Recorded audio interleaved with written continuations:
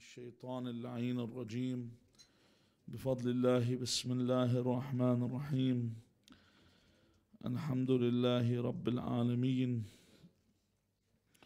الحمد لله والحمد حقه كما يستحقه حمدا كثيرا الحمد لله الذي هدانا لهذا وما كنا لنهتدي لولا أن هدانا الله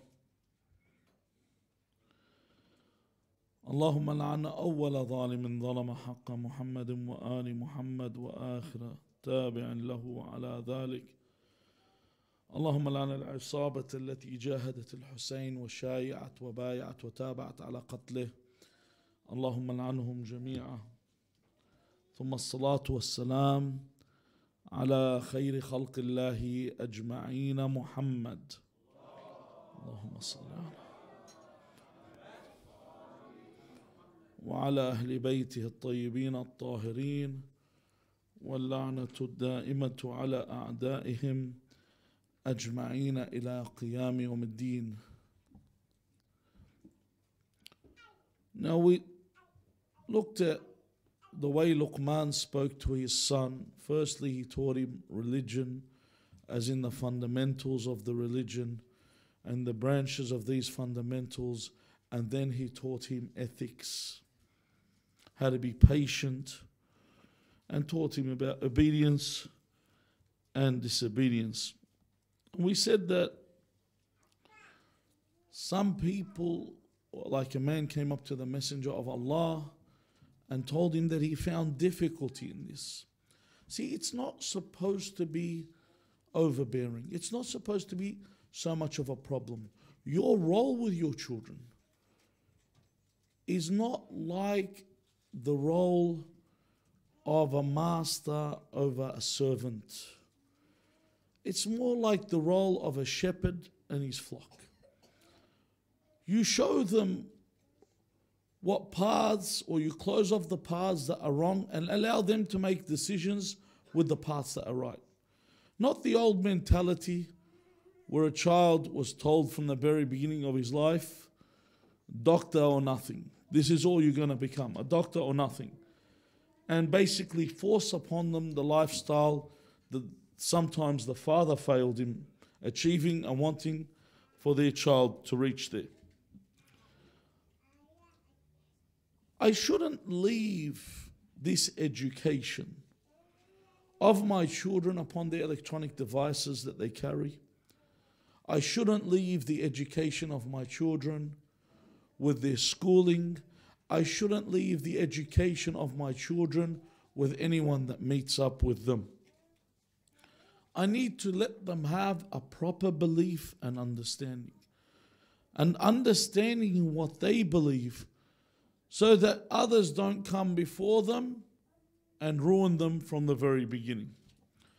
Finally, Luqman said to his son, وَلَا تُصَعِّرْ خَدَّكَ لِلنَّاسِ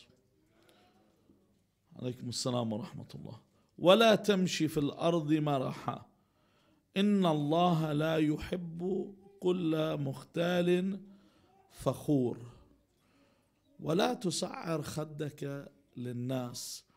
Basically, have you ever seen the way the verse he is talking about, do not turn your face away from people. Basically giving people that yuppie approach, that snob look, where you raise your nose above them. I'm better than you. You must teach your child at a young age to have humility. The child must know that they have to look at everyone around them as their equal and not see those around them in any way to be above them, to see those around them below them. Never let your child think that they have a sense of entitlement. Because this child that you raise with that sense of entitlement, the rest of their life, they look at you as a commodity. They look at you as something that can be cashed in. I've seen children tell their parents, how much warta will I get? Honestly, this is what they tell their parents. How big is my inheritance? The child's already thinking of how they're going to move on after their parent. That their parent is no longer in the picture. Their parent's no longer something of interest in their relationship whatsoever. That when they deal with their child, the parent gives this child that sense of entitlement. Like they take things of, I've seen people, honestly, in centers. They take toys of people and then they give it to their child. They see one child, they take, because their child should have everything, should have the world. When the child grows up, the child thinks the same of the parent. If you ever heard of the Menendez brothers, I know this is the extreme point, but this is what happens. The Menendez brothers were children of multimillionaires. And what they decided to do is they couldn't wait for this fortune, even though they were living a good lifestyle. And in one night, they murdered their parents. And it was so brutal that they shot their own mother in the face several times. They found that at first they thought these children were abused, but what they actually found out, these children were really spoiled. They were given everything. And the children were not satiated. They're never satisfied. They want more and they want more. So they saw themselves having this sense of entitlement. That I am entitled to this. وَلَا تَمْشِ فِي الْأَرْضِ مَرَحًا. He then says to his son, don't see yourself.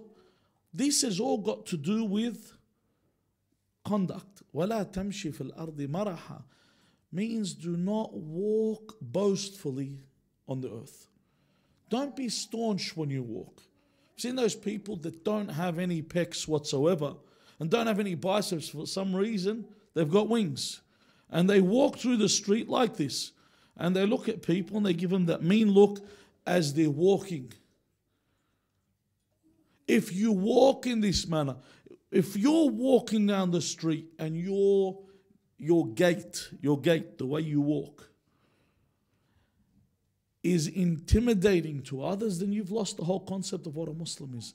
A Muslim should be someone that when they're walking down the street, the person walking up the street should feel safe. Like, alhamdulillah, that this person will not affect me.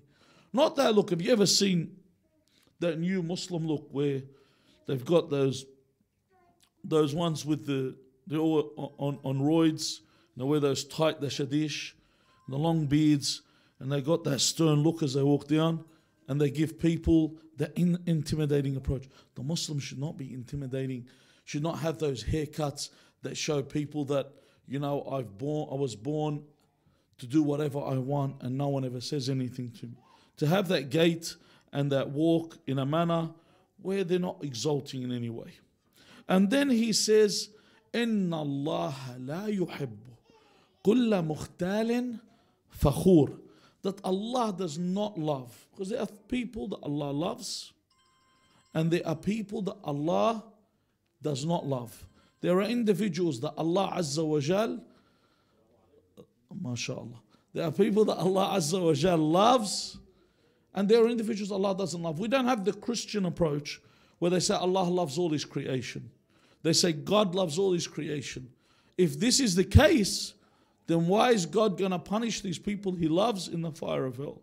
Allah Azza wa Jal loves a select people and Allah Azza wa Jal does not love a select people. Of the people that Allah does not love, of the people that Allah does not like are al-mukhtal al-fakhur.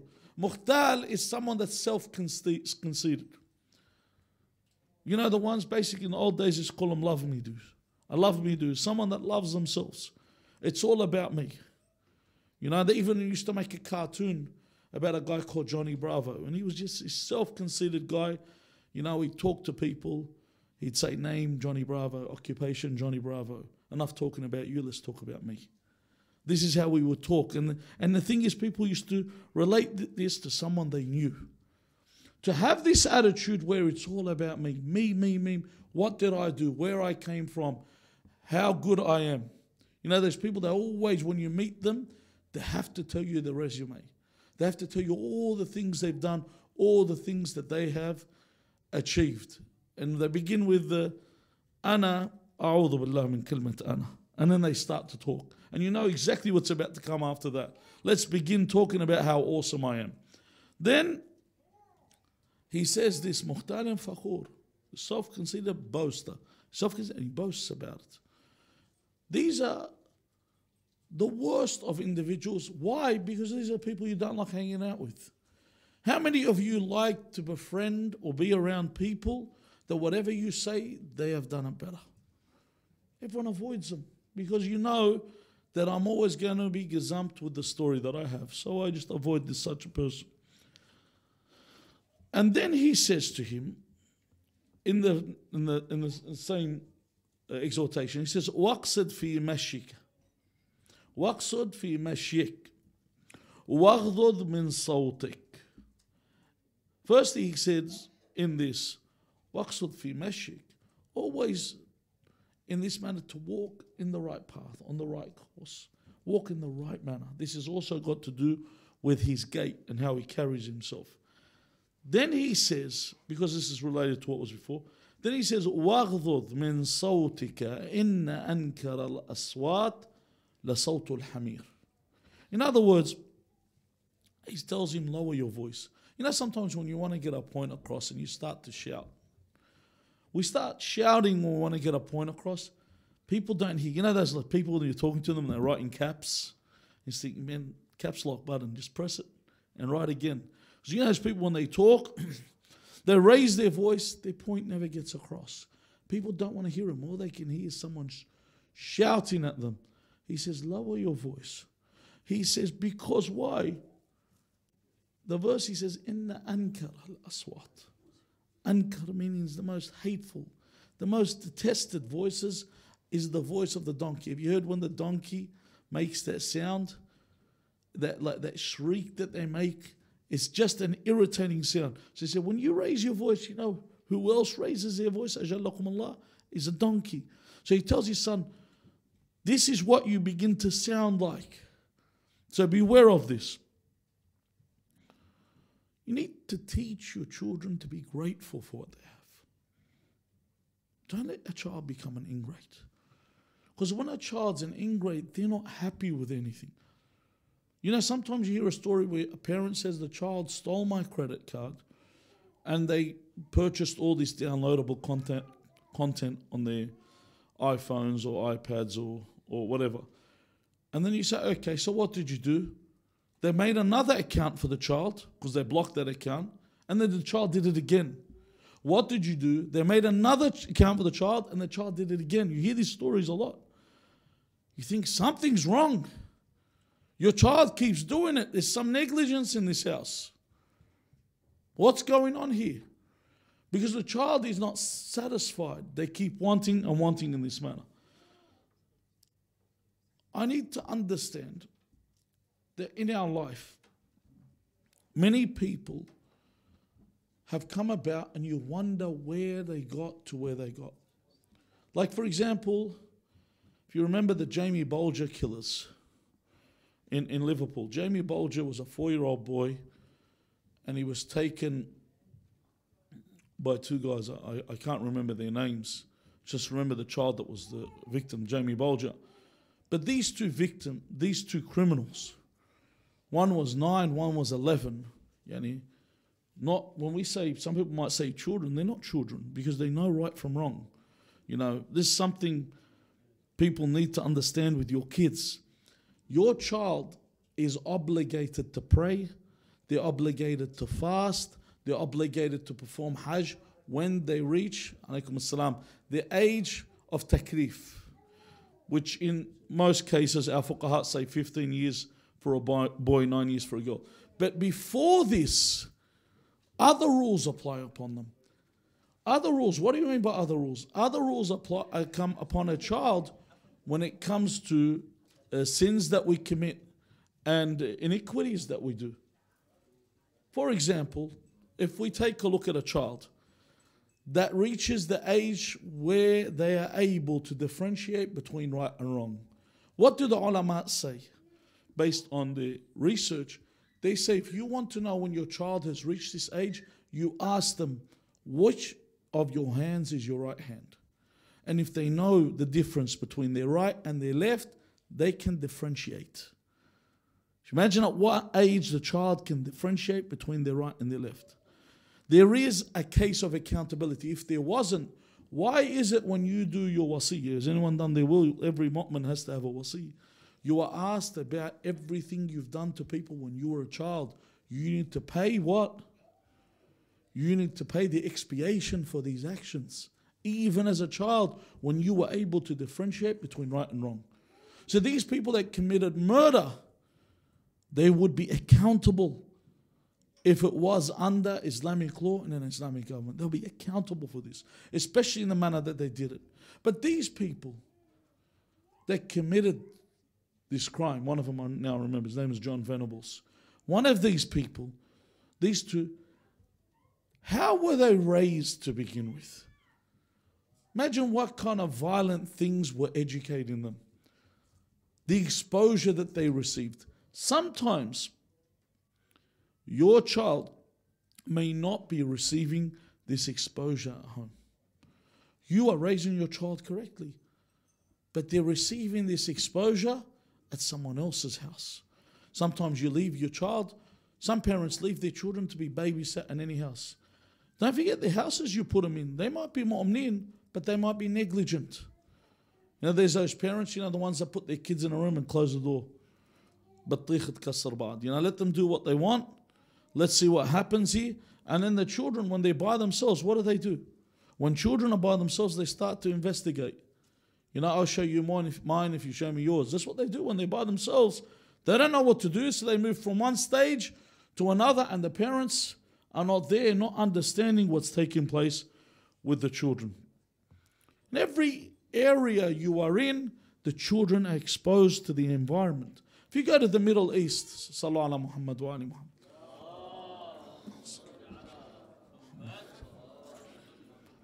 If you go to the Middle East, you will find the children know politics backwards. If you sit with a 6 or 7-year-old in some of the Middle Eastern countries, they give you an analogy on politics. They know politics really well because this is the environment that they are in. They're in an environment where politics is constantly discussed. In fact, one child once said this as a joke. Imagine this. This child was about 5.5, 6 years old. You know what he said? He said one day, he named one of the maraja. He said this marja came on the day of judgment. They looked at his actions and they said, you can enter paradise. So he entered paradise. When he entered paradise, inside the Jannah, he saw another marja. He said, wow, you got in before me? And he said, no, our day of judgment was a day before. Because the conflict that they have with the ayed. So now this is a 5.5, 6-year-old is saying such a joke. Why? Because this is the environment that they are in. This is what they hear around them. This is what they understand. The environment has this much of an effect. You need to teach your children to give charity. Sometimes when you're going to give charity, give it to your child to put the money in the charity box. One guy I met, he used to tell us his father was extremely stingy. He wouldn't give him any money, and he was extremely wealthy, but very stingy. And his father used to tell him, you need to, save your money. He said, when I was a child, I used to walk from the village to the city to save the cab fare. This is what he used to tell his son. He said, I walked from the village to the city to save the money for the cab fare. And his child ended up becoming what? His child ended up becoming what? Someone that works in those quick money-making schemes. Became a con artist to make money and robbed people because the father taught him to become stingy. If you purchase stolen products, a lot of these people, I've seen they buy stolen products. They purchase stolen products and they bring them to the home. Your children will become thieves. Don't think if you're raising your child with this haram amwal. When I was a child, I was about a teenager at the time, I met a guy.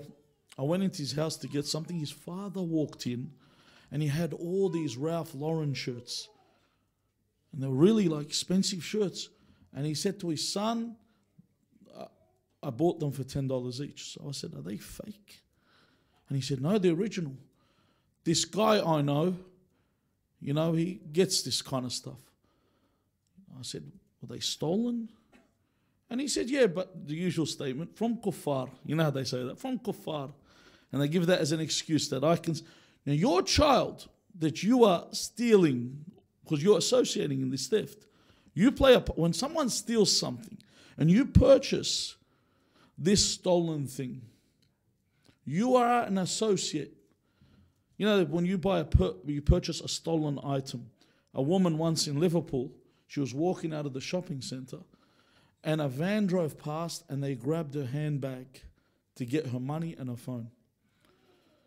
Now the handbag was caught on her shoulder, so they dragged her along the road. Now I've just come out of nowhere. This guy's offered me to purchase. Put this in your head. He's offered me to buy this stolen product. This is something you need to think about. I purchased this stolen product and I think, all right. On the day of judgment, they come and put a bucket of blood in front of me. And I say, what's this for? They say, a murder that you committed. I didn't kill anyone. Yes, you purchased this stolen phone, and this phone, a woman was killed in the process while this phone was stolen. And you were an associate for this murder. Because had you not purchased this stolen product, this woman would still be alive. Because these people that sell stolen products, the reason they sell them is because there is a market. There are people that actually purchase the stolen product. So when I'm buying these stolen products, don't blame myself when my child becomes a thief. Because the child watches you. The child sees someone walking up with an Adidas tracksuit that can't stand still because of whatever drug they're on, and they're bringing a TV into my house and I act oblivious. The child sees, says, where's my dad get this TV from? Where did he get the money for this? And the child gets affected with this. The Imam, salawatullahi wa salamu alayhi, says that he heard from his father, Al-Imam Al-Baqir, salawatullah alayhi, that he said that Imam Zayn al-Abidin addabani abi bi-thalath. That Imam Al-Baqir says that my father, Imam Ali ibn al-Husayn alayhi as-salam, addabani, meaning he raised me, he instructed me, he nurtured me with three things. And these three things are a guide. These are bezels of wisdom that the Imam is giving to his son for our purpose. The first thing he told him, Man yashab sahib as-su' la yaslam. That anyone that keeps a friendship with a bad person will not be safe. You know, sometimes people associate themselves with criminals because they say it's good, I'll have someone watching my back if I get into trouble. That's not usually what happens. What usually happens, that criminal will one day come to your house and say, listen, can you keep this item for me in your house? Because you're now his friend. One guy used to hang out with people that were criminals. Then when the cops did a raid on them, they raided his house. And they found things that didn't have anything to do with them that got him into trouble because they saw him associating with these people. So you're not safe from those around you and you're not safe from them. Even if you take a look at Saddam, have you ever seen Saddam's son, for example, Uday? If you see the way he used to treat his close friends. When Uday, because you know, when he got shot the first time and he didn't die, you know, the devil takes a while to die. So he didn't die at first and he developed a limp. One day he's going on a hunting journey with his best friend and he struck his best friend's leg. He beat it till it got broken. He said, because if I'm limping, you have to limp too. This is his best friend. This is the way that, and another one is, he's at a wedding or a party and he makes one of his friends crawl on all fours and then he takes off his shoe and he puts it on his face and makes him lick the shoe. Degrade him, abase him. Because this guy wanted to befriend someone like Uday. You will not be safe from them. If you befriend them, you will not be safe from them. that will affect you. Sometimes I think if I'm with a thug, this thug will avail me. If you take a look at all these criminals, in the end, take a look at most of these criminals. When they get killed, who kills them?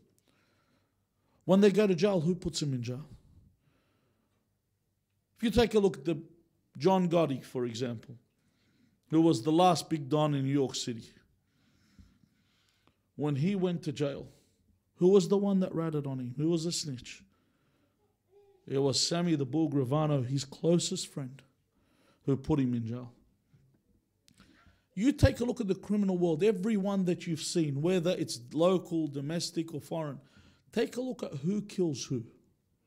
It's always someone that's close to them that kills them, someone that was their friend. Because there's no honor amongst thieves. When you befriend these people, there's no honor system. It's not like a mu'min, as like the companions of Abu Abdullah al-Hussein alayhi salam. Because their bond with the Imam wasn't a bond of love to him. It was a bond between them and God. That this is God's representative on the earth. And we are indebted to this man. When a mu'min is with another mu'min, when you say Salamu Alaikum, who can you say it to? You can only say it to a mu'min. You can't say it to other than a Muslim. Why? Because Salamu Alaikum does not mean peace be upon you. Salamu Alaikum is the greeting between a brotherhood to tell you that you are safe when you're with me and I'm at your service. There's a whole description about it. That your brother in Islam has got a right upon you that no one else carries that's not a Muslim. Even the greeting is exclusive to the Muslim. In fact, Rasulullah sallallahu alayhi wa sallam, with this, he says, if someone speaks to you and they have not greeted you with salam, do not reply to them. Someone speaks to you without salam.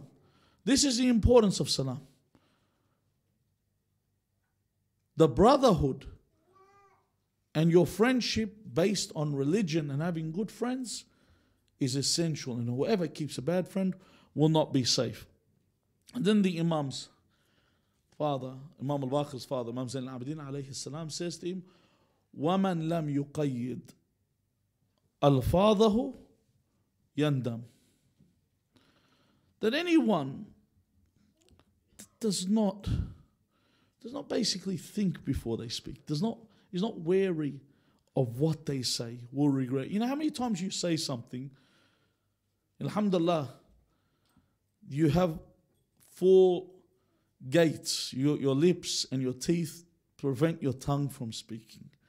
That we have this time to think about what we're about to say. Sometimes you're sitting down and you think of an idea and you go, no, let's not say that. Iblis will give you another opportunity to open it up, don't worry.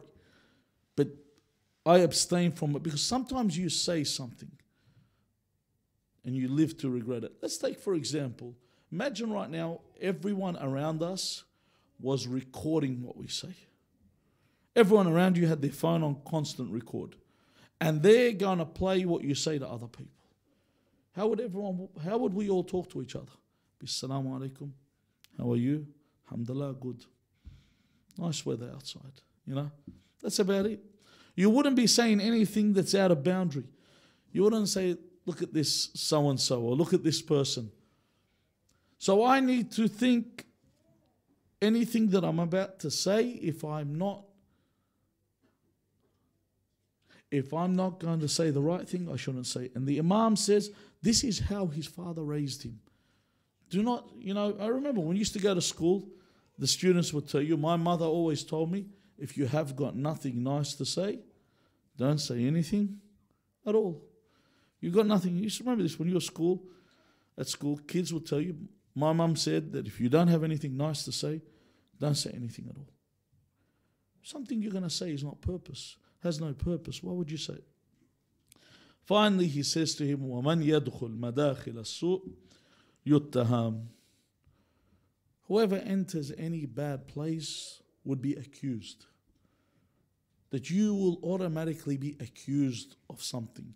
Sometimes people, you see them, they walk into an RSL club. They tell you, look, I'm going inside to use the ATM.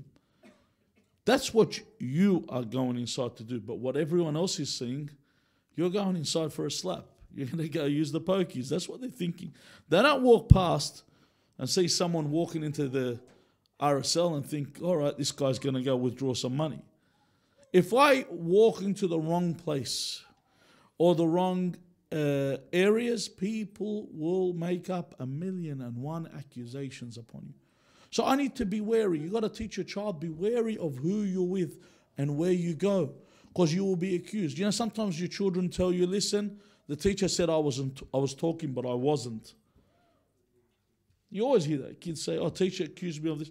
Who do you sit with? Are you sitting with the children in the classroom that are respectful to the teacher, or are you sitting with the troublemakers in the classroom? If you're sitting with the troublemakers, the teacher's got to focus on the troublemakers, because the teacher doesn't need to look at the ones that are doing the right thing.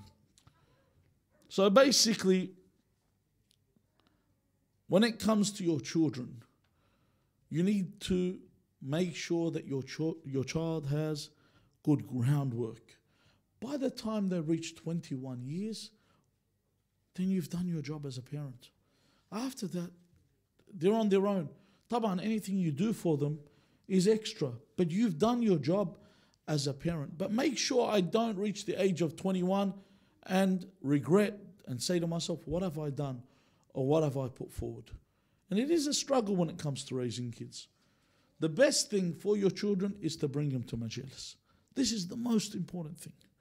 To bring them around the majlis of Abu Abdullah al-Hussein. To deep root them with this. Because even as they grow, if they move away, they will always come back.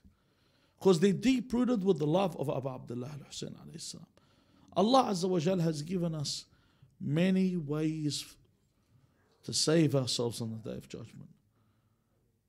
And when the Imams say that we are all the ships of salvation, but the ship of Imam Hussein alayhi salam is faster and more accessible.